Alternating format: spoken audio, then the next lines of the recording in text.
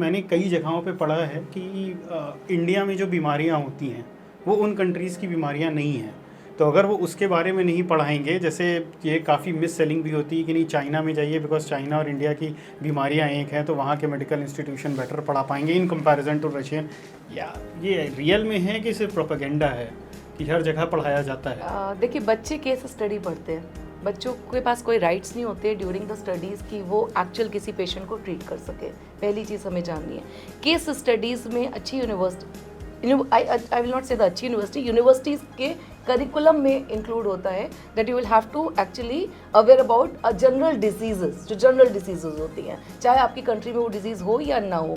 उसके बाद आता है प्रैक्टिकल एक्सपोजर, जो कि बच्चे इंटर्नशिप के थ्रू करते हैं। तो yes, that is a fact कि बच्चे जब इंटर्नशिप करते हैं तो सपोज जो बच्चा कज़ाकिस्तान पढ़ रहा है, जॉर्जिया पढ़ रहा है, उज़्बेकिस्तान पढ़ रहा है, वो अपनी ही कंट्री के हॉस्पिटल्स में काम कर रहे हैं और वहीं के डिजीज़ को कर रहे हैं।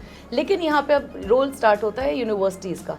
यूनिवर्सिटीज़ आज की डेट में एक्सचेंज प्रोग्राम स्टार्ट कर दिए in the collaboration with Indian hospitals, जहाँ पे वो अपने बच्चों को समर वेकेशंस में, like our university Semey medical university is offering the exchange program with in the collaboration with DY Patil and Santosh medical university. हम बच्चों को इनकरेज करते हैं कि आपकी जो 2 महीने की छुट्टियाँ होती है, हम घर में बैठने की जगह उसमें से सिर्फ 3 हफ्ते इन हॉस्पिटल्स में लगाएं। इस हॉस्पिटल्स में आप वर्क करेंगे under the of course supervision of doctors.